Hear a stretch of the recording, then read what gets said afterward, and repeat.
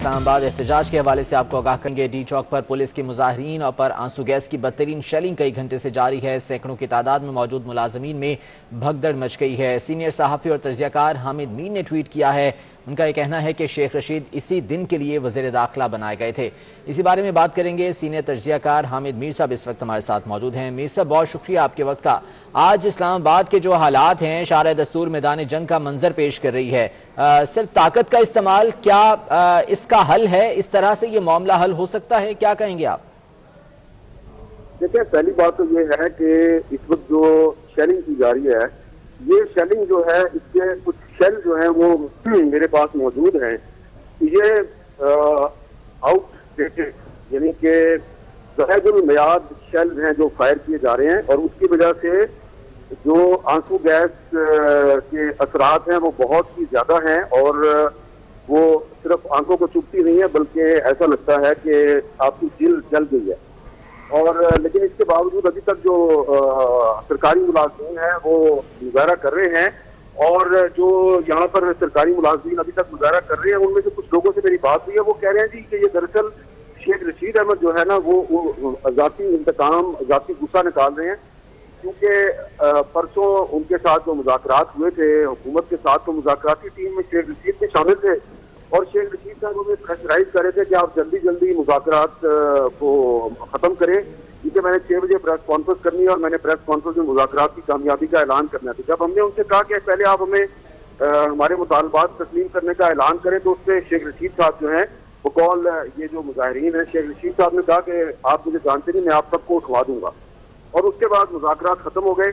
اور کل بھی حکومت نے بائی فورس ان کو منانے کی کوشش کی، اور آج یہ جو مظاہرین ہیں یہ کہہ رہے ہیں جی کہ آج یہ سارا یہ جو ہمارے ساتھ ظلم زیادتی ہو رہا ہے، تو یہ شیخ رشید صاحب براہ راست اس کے ذمہ دار ہیں، کیونکہ ہماری مذاکراتی ٹیم کے ساتھ ان کی تلخی ہو گئی تھی۔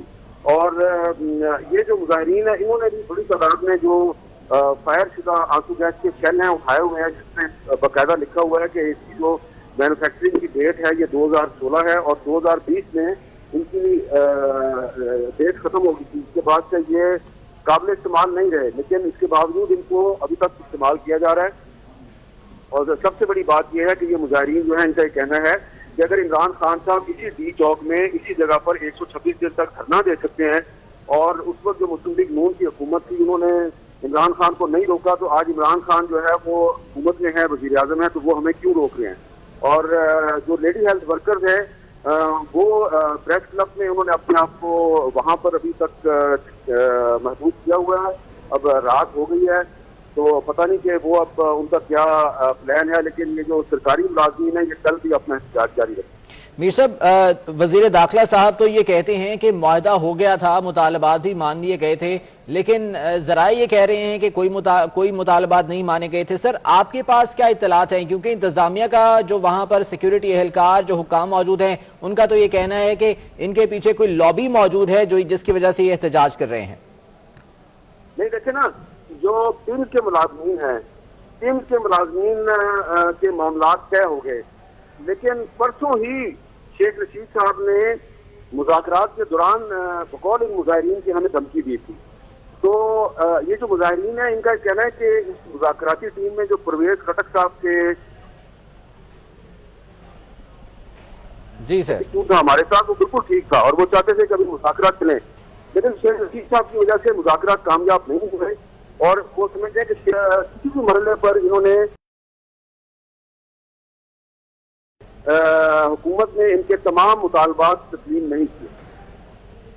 ٹھیک ہے، بہت شکریہ آپ کے وقت کا۔ سینئر تجزیہ کار حامد میر صاحب ہمارے ساتھ موجود تھے۔